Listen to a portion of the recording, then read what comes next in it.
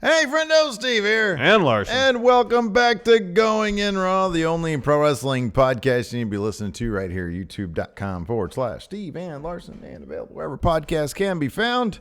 Be sure to hit that subscribe button, a little notify bell next to it to make sure you always get your new Going In Raw notifications. In a little bit, we got a brand new 10 for the win going live right here on the channel. If you hit that notify bell and click on all, you will be notified of all whenever that happens. Not just 10 for the win, all.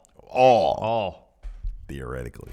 We're also available on the Instagram, not the podcast, but pictures of us is available on the Instagram. Well, usually it's just you talking to an inanimate object. Inanimate object. You talking about Big Red? Yeah, the belt. Ooh, that might be coming to an end. Big Red might be out of my hands right now. You are leading our Wrestle Kingdom predictions by 4 points, and that's exciting stuff. So yeah. Speaking of which, but Wrestle Kingdom. We're trying to get by tomorrow night, by the end of Wrestle Kingdom night 2, 6,969. Nice followers. Really, my end goal is like 10,000. I want to get 10,000 by the end of this year, 2020, so that we can start pushing our videos and merchandise via our Instagram thing as well. Anyways, enough of that. Let's talk Wrestle Kingdom. Platform. Yeah. Wrestle Kingdom Night 1 is in the books. Yeah. Overall, I kind of feel... Okay, so here's the thing. There were 3 mind-blowing matches. Yeah. Excellent matches. There are the 3 last matches. Yeah. There was also a 4th that was pretty good, the Lance Archer-Mox match. It was pretty good.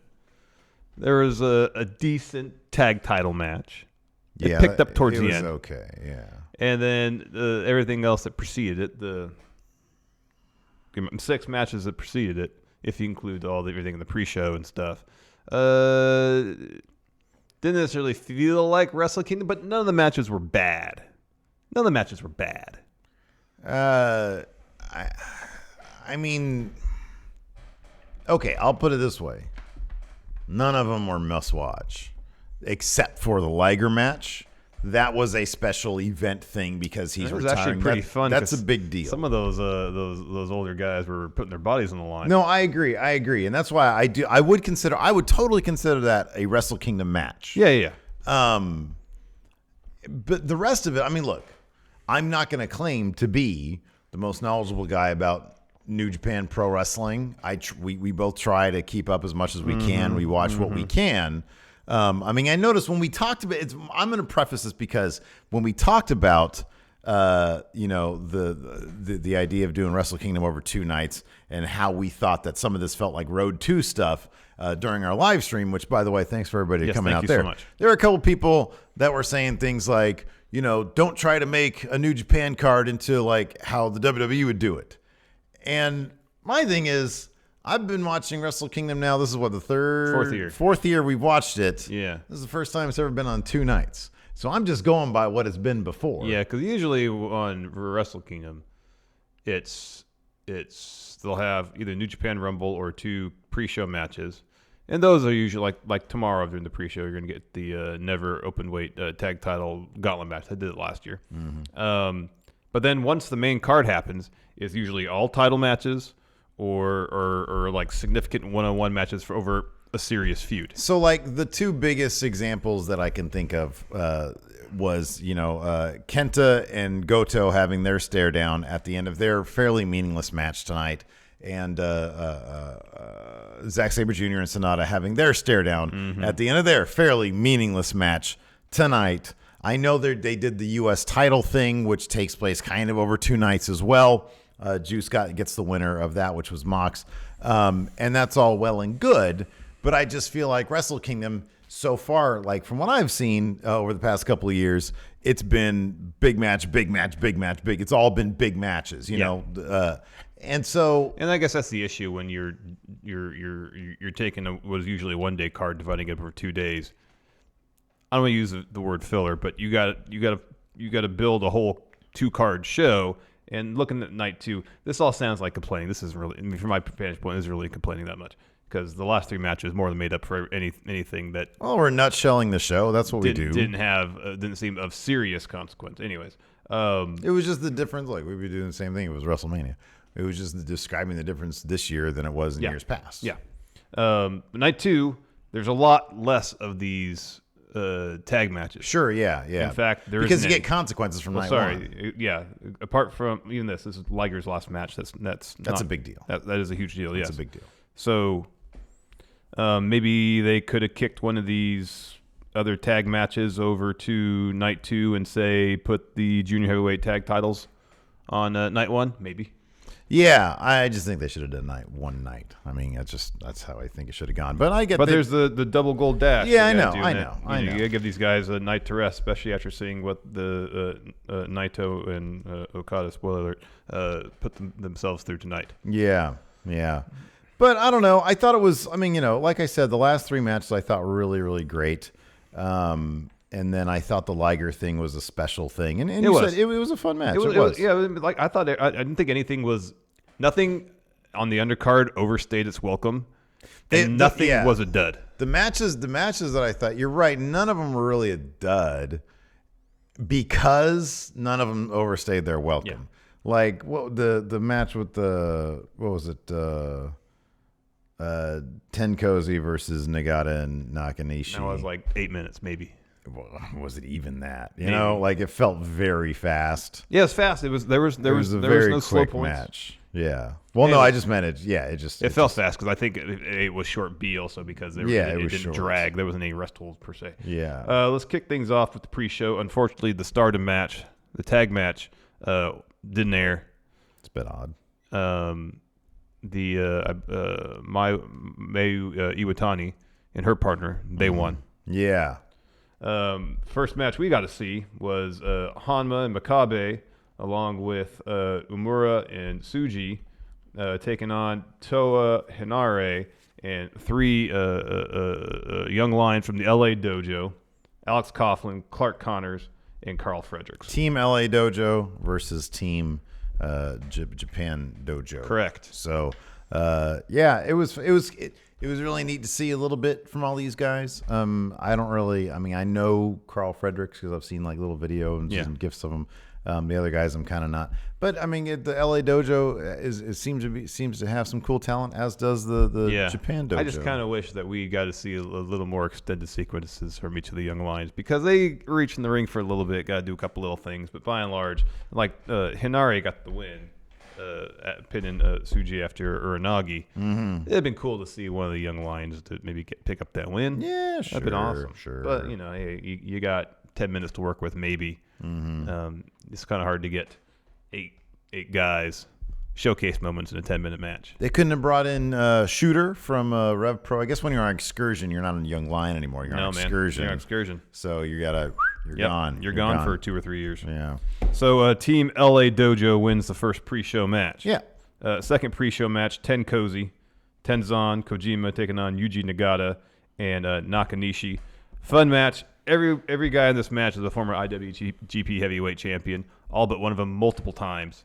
It was cool to see them all in the ring. I still enjoy seeing Kojima wrestle. Yeah. He's pushing 50. He's still pretty good. Yeah. Yeah, they're all good. Nagata, still good. Anyways, Kojima pins Nakanishi after a cozy lariat. Mm-hmm. Best lariat in the world. Agree? Good stuff. So what's T-shirt say? Who am I to disagree with that? You better not do the chops to you.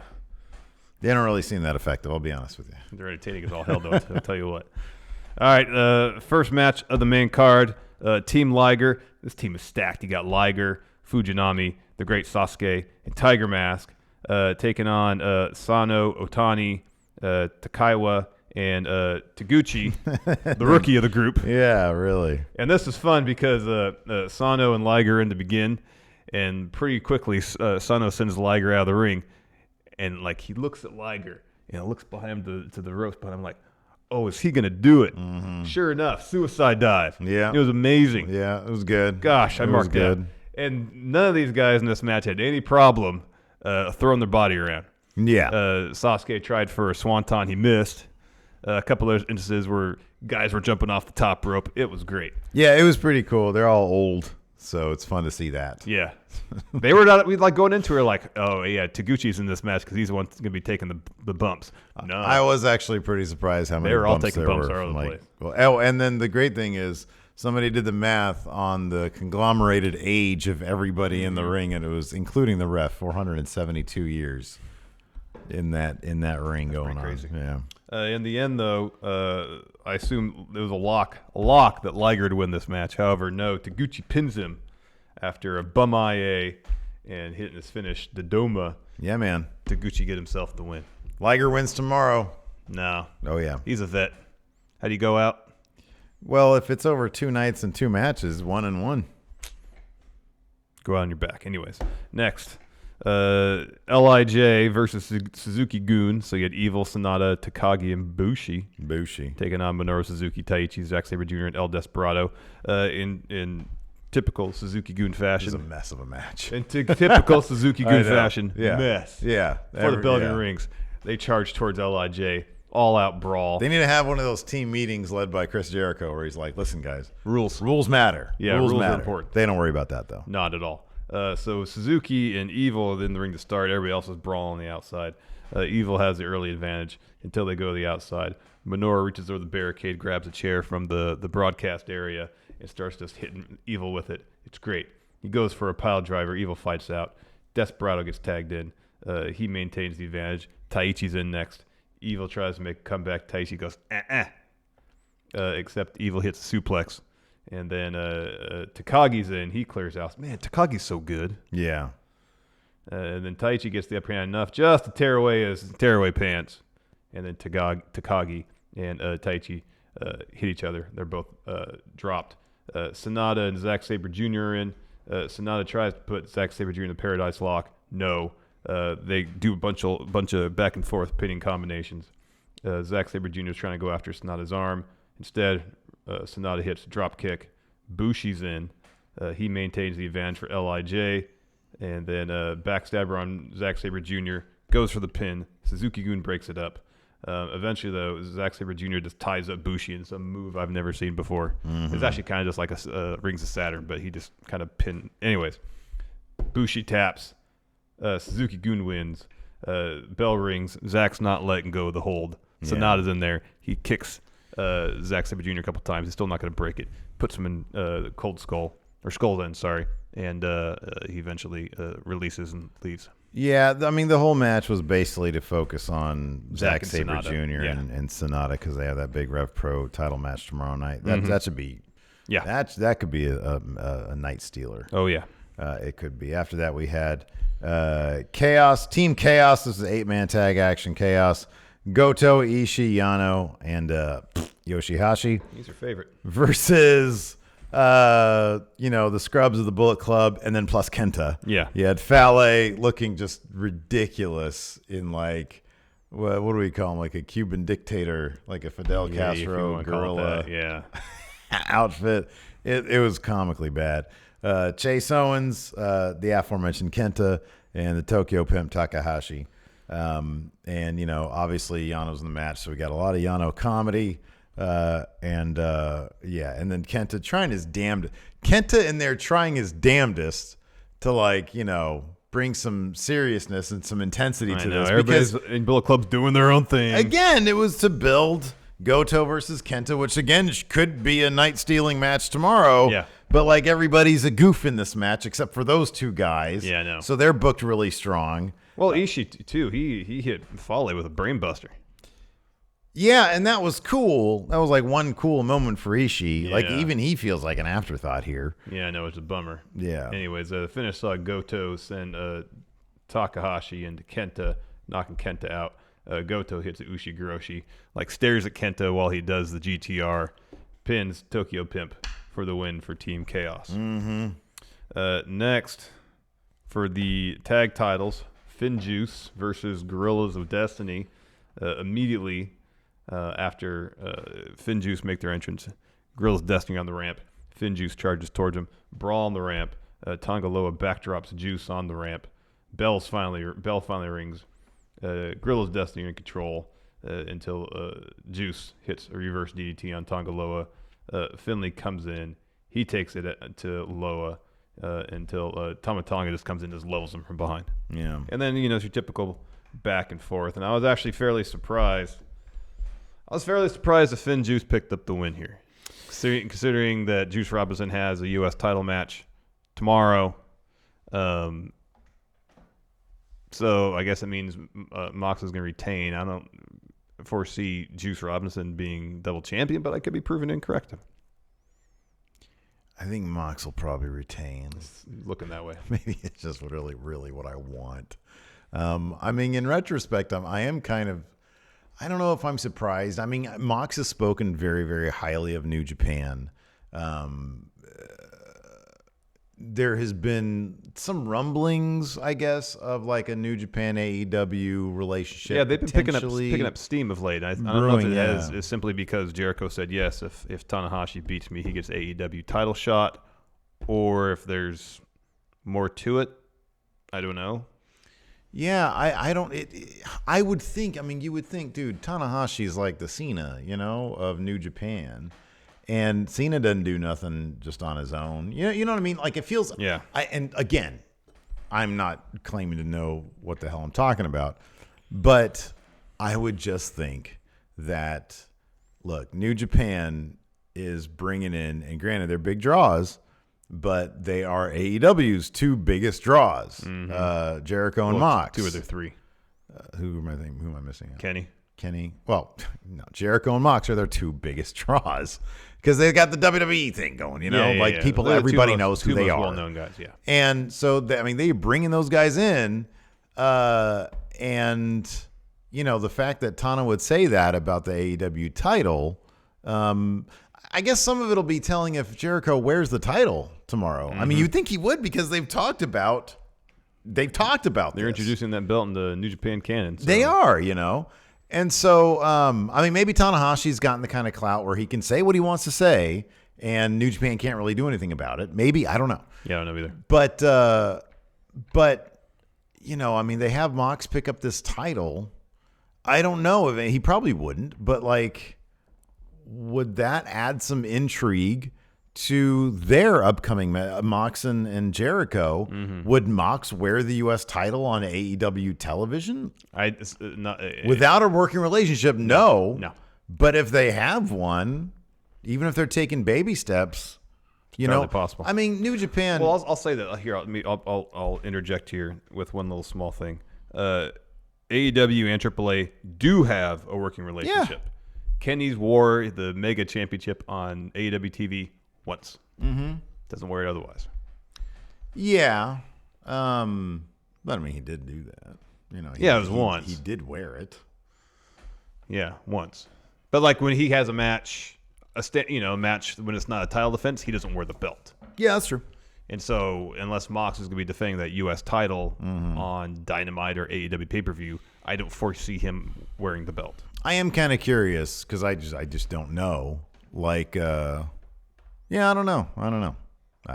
Anyways, the match picked up steam. This tag match, I guess we'll get back to that. Picked up steam toward the end. Especially Guerrillas of Destiny hit a magic killer on Finlay. You think that's that.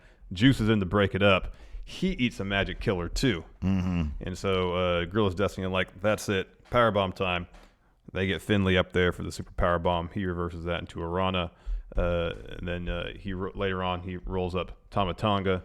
Tama kicks out and sends Finlay towards the rope. And there's a Jado there. Hits Finlay with the kendo stick. You think that's it. No. Finlay kicks out again. Finlay hits a stunner on Tama Tonga. Tama Tonga kicks out. And then Juice goes for pulp friction. Tonga Loa pushes him off. But eventually, Juice does hit it. And the finish saw David Finlay hit sliced bread on Tama Tonga for the win. New tag champions. Is this Finlay's first title in New Japan? I think so. I mean, he might have been one of them never six-man dudes, but I don't think... Yeah. He might have been, yeah. Maybe. This is really cool. This is a big deal for him. I like Finlay. I think he's great. I'm not a big Juice Robinson fan. Yeah, that's been firmly established. At all. I can't, even that finisher, I hate Pulp Fiction. I hate that. Pulp Friction. I hate it. Anyways. No, it was cool. I mean, I figured you never bet against Guerrillas of Destiny. Juice, David Finlay is a former openweight champion with Ricochet and Kojima. Oh, man. All right. I wonder how long that lasted. That's funny. Well, good for him. He looks like, the cool thing, Finlay, he looks like he's in like a lot really better shape. Mm-hmm. Maybe some of it is he just covers himself up a little bit more, but he was wrestling shirtless, and before when he wrestled shirtless, he just looked like he had more meat on him. Yeah. He looked like he trimmed down a little bit. It's awesome. Anyways, after that, we had a Texas death match. Yeah, this match was ridiculous, but fun. Mox versus Lance Archer. It was kind of silly. I'll be honest with you. It was kind of silly. The problem is, man, and I'm not trying to be a downer or anything, but like we just saw, I mentioned this on the stream, the lights out match was probably it was probably the most brutal match of this kind that we've seen on TV since Foley and Vader were going at it, Yeah. And I know that there was the hardcore title in the WWF and everything, but that was a brutal match. And so this just kind of felt the finish was great. There great. was some brutal spots. There was some rough spots. Mox comes out first. He fills the ring with chairs. Archer comes out. He starts punching young lions ringside. He actually takes a lap all the way around the ring so he can dole out some pain to the young lions. Yeah. Early on, Mox sends Lance out of the ring, follows the suicide dive. They're brawling ringside for a bit. Back into the ring, Mox gets a kendo stick. He gets in the ring. Archer throws a chair at his face. Follows with a pair of chair shots, and then grabs trash can lid, hits him with that, and then gets the kendo and is wailing away on Mox with that kendo stick. Yeah. And then hits him right in the nipple. Oh, yeah. And Mox reaches for it. Oh, that looked rough. That probably hurt bad. Lance is up going for old school. Mox pulls him off, and then he basically destroys a kendo stick over him. Tries to hit him with a trash can lid. Lance catches him, going for a choke slam. Mox fends that off, clobbers him in the face with the lid, and then suplexes him through some chairs that were set up in the corner, follows that up with a regal knee. We're down ringside. Lance choke slams Mox on the apron, and then choke slams a young lion onto him off the apron. Yeah, that was rad. That was great. It was like full force, too. Yeah, it was. And then follows with a dive over the top rope onto Mox and a bunch of young lions. Back in the ring, Archer sets up some chairs and eventually hits, I forget what they call it, but it's like a reverse razor's edge. Mm-hmm. It's great. Through 4 chairs. That was a rough spot. Archer has the iron claw on Mox. He counters with a cross arm breaker. Lance goes for a choke, picks up Mox and just tosses him over his head right into the corner. He goes for a choke slam. Mox escapes that, hits a paradigm shift. Lance barely gets up to beat the 10 count. It's 10 count in this match. I think 10 count. I don't even know if there was submission involved. Well, at one point, Mox had the cross arm breaker. Yeah. And I guess he could have submitted. And there were T's in the submission, so I'm assuming that's a thing. Yeah.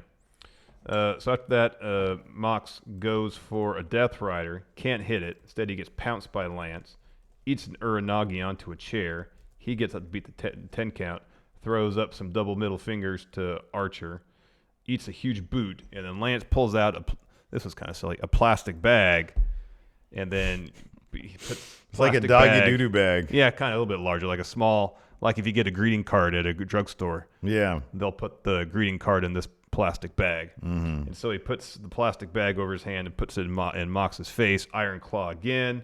Ref checks to see if he's passed out. Third time, Mox keeps his hand up. Archer releases it for some reason. Just keep the plastic bag over his face. Yeah. Instead, he just starts punching him. He goes ringside, gets some tables, sets him up.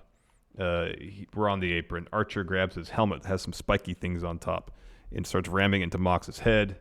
Again, he goes for the reverse razor's edge thing off the apron. Mox gets out of that situation. And then Mox hits a Death Rider off the apron through the tables ringside. Lance can't beat the 10 count. Mox wins, new U.S. champion. He drops a promo saying, hey, I'm a gambling man. I came here. Either I was going to come away with nothing or everything, and I got everything. Juice, I'll see you tomorrow. Yeah, it was good stuff. So I just looked up the rules of Texas Deathmatch. There's nothing in here about being submitted. Okay, just 10 count then? So, I mean, maybe it changes when the Texas Death Match is happening in Japan, because clearly he was about to tap out and the ref was checking on his, on his that. intentions, whether to tap or not tap. Yeah, but basically, it's 10 count to get to the feet. But does not have to be pinned. The last man. Oh, okay. So according to this, the rules for a Texas Death Match are simple. There are no DQs, no pinfalls count anywhere. After a pinfall, the person pinned has a 10 count to get up or back to the ring. So apparently they're supposed to be pinned first, and then they have 10. Yeah, it's good to get rid of the pin because that's convoluted. So I got to pin him first? Is it a then, 3 count or just get on top of him? I don't know, man. Or just lay on top of him for 10 seconds. Why should just pin him and then sit on top of him for another 10 seconds and you should win? Right. Right. Okay. I don't know. It's silly to look up those rules. It is silly. It makes me laugh. It is because, next, junior heavyweight title match, Hiromu Takahashi versus Will Ospreay. This was awesome. For people who like crazy stuff, this had everything you wanted. I mean, this is definitely flashiest match of the night. Oh, yeah. There's a couple spots that were just insane. And you could probably call it show stealer. And many will probably call it best match of the night. Yeah, I mean, it was showy, but it wasn't without a story being told. No, it was, and in fact, it wasn't even my thing. I did not. So usually, especially with taking Time Bomb coming back from this horrific neck injury, I was fully expecting. Like, remember what was it? Him and Skrull? Was it him and Skrull or him and Ospreay and Skrull all together? I don't know what it was, but it was just people doing crazy crap all over the place. And it was like, why does he keep on getting dropped on his head and neck? And that wasn't this. That was not this. Well, it wasn't crazy moves onto the head and neck, but the head and neck was the story, at least it was totally the story. Perspective, where Ospreay is like, oh, I know what I'm going to target. Head and neck. But like early on, Ospreay is just being a total jerk. Wasn't it was it Naito and Ibushi who had that match? Yeah. Where it was like, talk about targeting the neck. It's like, how many times could you drop your opponent on your neck before they just can't get This up was anymore? different. And in fact, there are some moments when Ospreay executed some moves where he was obviously protecting Takahashi because he wouldn't come close, but commentary would sell it as if he did. There's two. Sorry. There was the double stomp that he didn't get close to touching him. On the apron, I think. Yeah. And then there's a missile drop kick off the top rope that's been over to where he didn't come close to touching him. And I'm fine with that. Look, man, if it looks like a miss, I don't really care. I don't want to see a guy get his neck busted for the purposes of professional wrestling. Exactly. But I thought, that being said, there was a lot of really, really cool stuff going on here. And at no time did I think, man, Takahashi's taking unnecessary risks, which I feel like he did before the injury. Yeah. This was just an absolutely terrific match. It was really good. So I mentioned there, Ospreay walks in. First, both gentlemen's ring gear was great. Takahashi's was next level, fantastic. We'll get to more awesome ring entrance gear later on, but Takahashi's was awesome. Oh, it was beautiful. Ospreay walks in like he owns the place. Oh yeah, for sure. That's a complete jerk. Almost dismissive. I mean, in the video package of the lead up, he says something along the lines of, "Yeah, I feel like while Takahashi's been gone, I've surpassed him. I've grown past him. I'm way better than he ever was." And so he had that attitude walking in. At one point, there's some back and forth. He kind of comes out away with the upper hand. He just relaxes on the top turnbuckle. Without a care in the world. Yeah. He's fairly flippant about Hiromu's offense. Which is a great juxtaposition, not to just skip ahead to the end. But it was a great juxtaposition because he basically had to be carried out by the end of the match, and he had just this look of complete and utter shock and disbelief on his face after having lost the match. Yeah. It was terrific. Hiromu finally got his attention. He hits Arana, sends him out ringside, goes for that sunset flip powerbomb he used to do all the time. Will blocks it, tries to go for Arana, doesn't work out for him. He hits an apron bomb instead, and then Takahashi files a missile drop kick off the apron. And, we could go all over the, detail everything in here. But it pretty much, Ospreay was focusing his offense on the neck. And it was pretty much how much can Takahashi take before the ref is going to stop the match. There's several times where he was taking, move after move centered on the head and neck. And he was getting up and wobbly. And commentary is really selling, is the ref going to stop the match? he shouldn't be continuing. Yeah. This is his, second or third match back from having a broken neck. Yeah. You got to think about this guy's livelihood, Mm-hmm. not just whether he should be winning this match or not. There's the fantastic spot where Takahashi hits a wheelbarrow flatliner. He's starting to come back. He hits a Falcon Arrow, gets a 2. And then Will hits a springboard Pele kick. That sends Takahashi to the outside. So Will goes for a Sasuke special. Mm-hmm. So he's jumping out of the ringside. Hiromu gets out of the way. Will lands on his feet. Immediately, Hiromu grabs him, goes for a German suplex onto the ramp. Will flips, lands on his feet. Hiromu turns around, sees that Will's charging towards him. He does the same thing, overhead toss. Will flings himself into the ring, gets up, and as fluid as can be, another Sasuke special hits that one. It was amazing. I think Luke from Wrestle Talk said it was a bonkers match, and I can't think of a better word. That's good. Bonkers. Absolutely bonkers. It was great. And then Hiromu debuted a new finisher, too. Yes, he did. I don't know. They did not give it a name. No, they just said that in advance that Hiromu had something new planned. Ah, okay. And so he hits a time bomb that doesn't get the win. Will kicks out of it. And then, he hits this new finish. But, there's this great spot where Will's going for a hidden blade. Hiromu collapses, and Will's looking down at him. And it's like, okay, this is an opportunity that just hit Stormbreaker, put him away, end the match. Instead, he starts kicking him in the face. Yeah. Quad kicks. Yeah. Again, it didn't work out for Will. He lost. There are a couple, at least one. I thought there were 2, destroyers out of nowhere. They did, all this crazy. And honestly, it's the kind of thing, just watch the damn match. Yeah. New Japan World's only $10 a month. It's an amazing deal. And these sequences just have to be seen to be believed. The one where Takahashi goes for a lariat. Will flips out of it and picks him up for a power bomb. And Hiromu reverses that into a destroyer. Oh man, it was fantastic. So good. There's so much good stuff. Anyways, just watch it. Whatever we say, it won't do the match justice. Just go watch it. Truth. Next, we had for the Intercontinental title, Tetsuya Naito versus Jay White. So you're thinking, how can anybody this is Jay White and Tetsuya Naito, 2 of the best guys right now. But it's like, man, how can you follow that? And I mentioned this during the stream, and one thing that I really love about Jay White is that when we first started watching Jay White before he had been rebranded as Switchblade, he was sort of a typical, I don't want to say typical. He was obviously just a fantastic athlete. A lot of flippy stuff. He worked. We saw that one match at the PWG show we went to. And yes, he worked a much faster pace, more athletic approach to wrestling. Like the better guys on 205, Cedric Alexander, Mustafa Ali. He was kind of that kind of stuff, The thing that I love so much about him is that since he's become Switchblade, and especially recently, he has learned to put on these matches that don't rely on that. They can be slow-paced matches, and they've adapted he has adapted his in-ring style to his character, and they're still very compelling matches. Well, yeah, he's a good storyteller. This was at a very young, he's 27, I think. Yeah, he's pretty young. But, as opposed to when we first started seeing it a couple of years ago, in a very short amount of time, he has learned how to do that, and he's a top-level guy. Yeah. How you follow that match with all the crazy stuff is you have a match where it's basically just the best version of focusing on a limb. Yeah. And this was him attacking Naito's knees. And it was just, I thought it was absolutely great. I love this match. It was really good. So Jay White, he's stalling early, hanging around ringside. So Naito goes over to Gato and grabs him by the beard.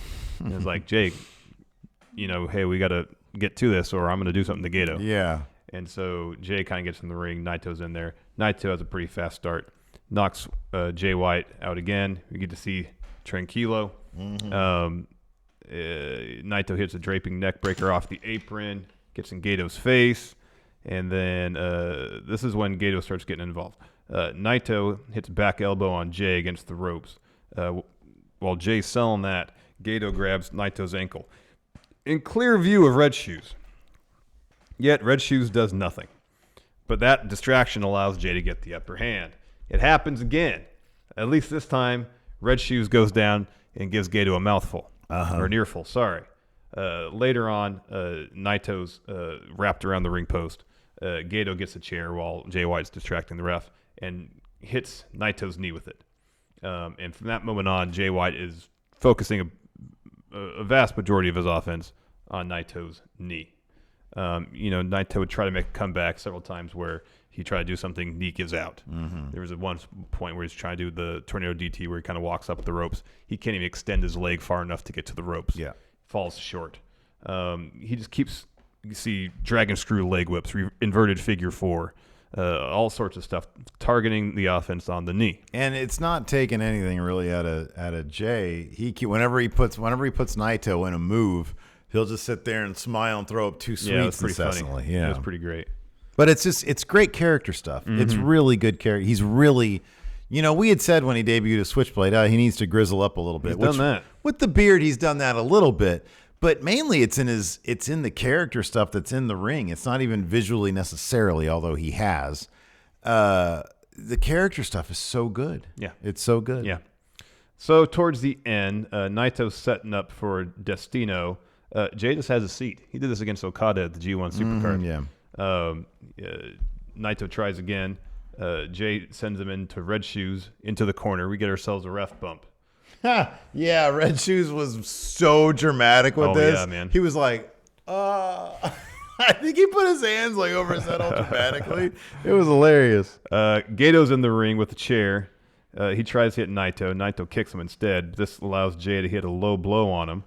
Naito kind of no-sells it, hits a dragon suplex on Jay, and then turns around and kicks Gato twice in the front area.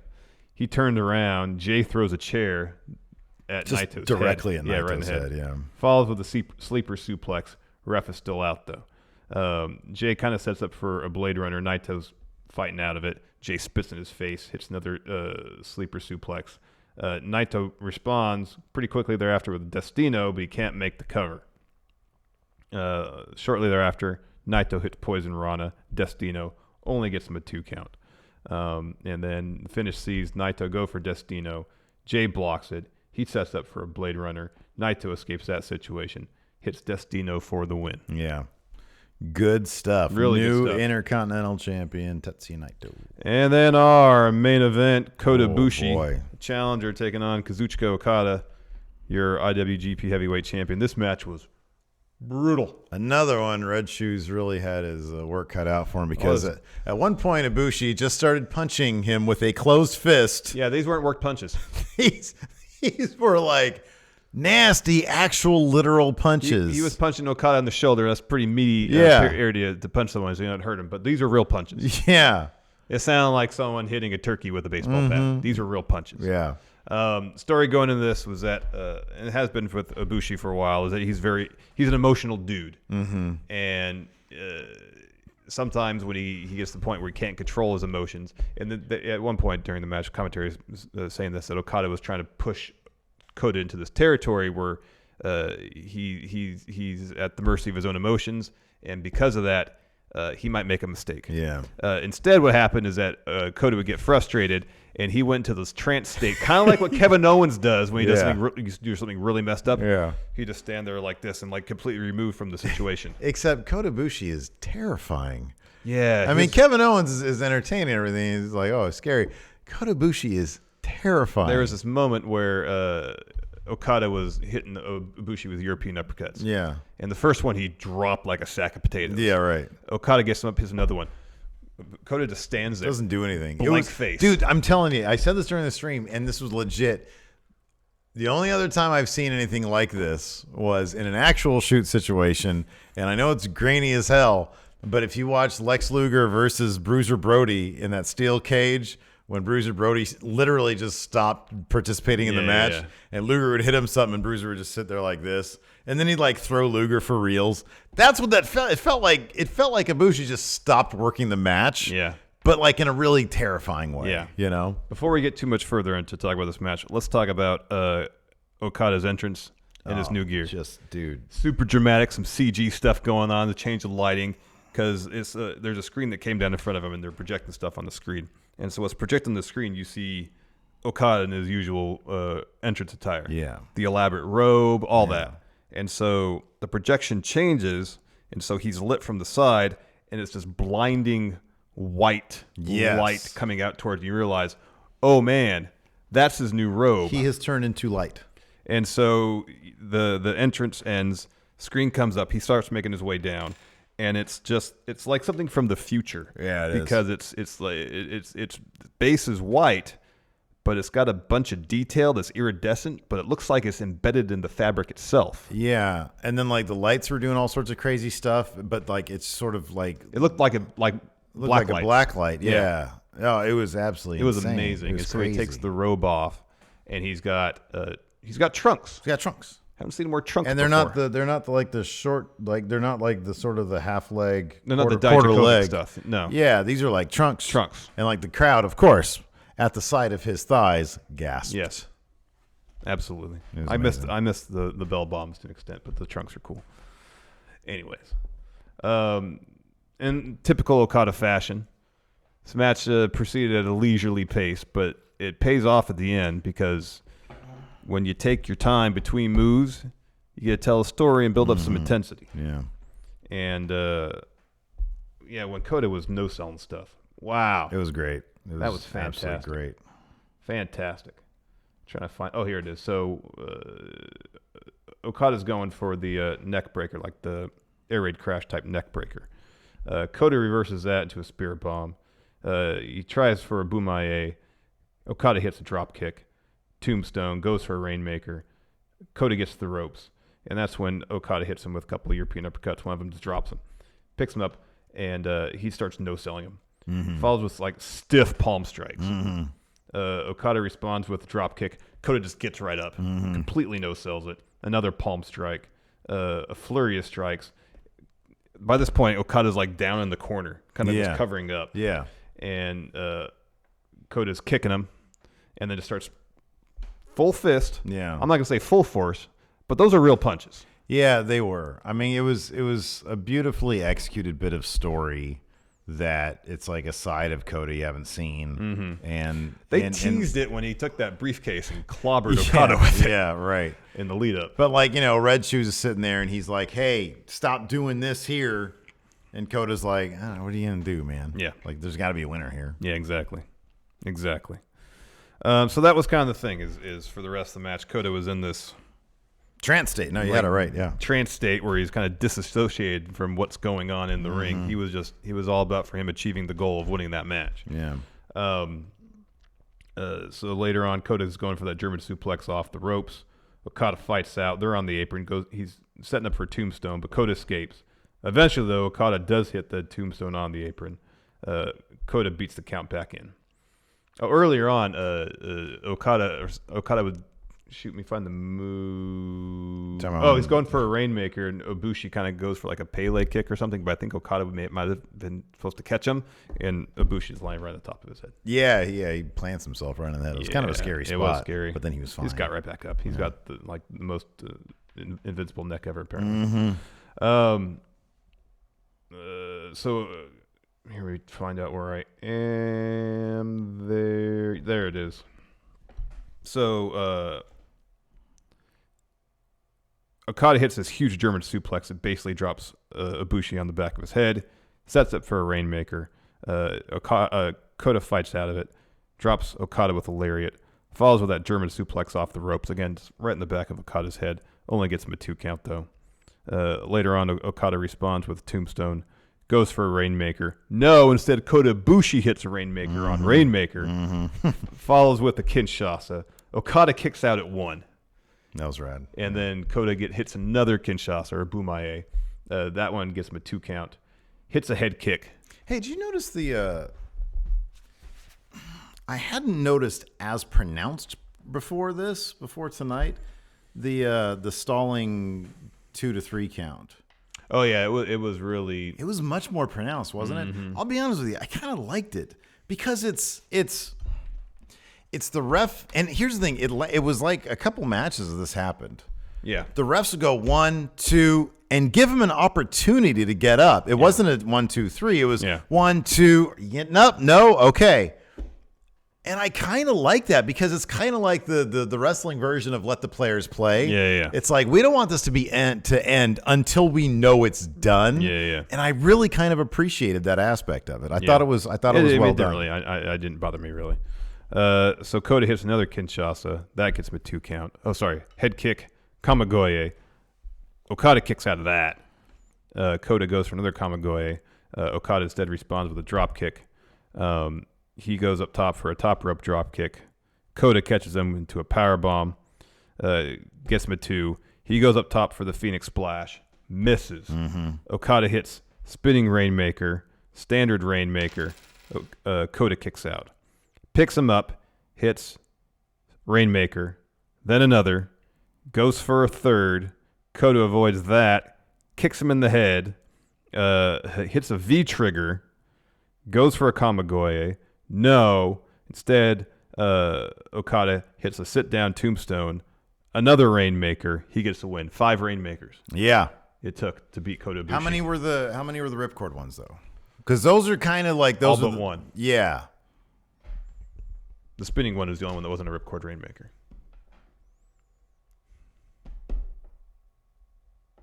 No, that's not true. He had at least 2 that were he had wrist control and he did the Rainmaker, but the last one was the ripcord. It doesn't matter. It doesn't matter. It was because you sort of I sort of differentiate. It's like, well, if he doesn't do the ripcord, is it a real Rainmaker? I mean, the ripcord really should. I mean, it's this. That's the force. force. No, you can't. No, it's this right here disorientates the person. You're reading way too much into it. So anyway, Okada wins. And going in this after Naito's match, I was like, man, Kota Ibushi's really have to beat the heck, because like leaving his match against Jay White, Naito's like he could barely walk, and I was thinking, well, you're really setting up Naito to be the underdog.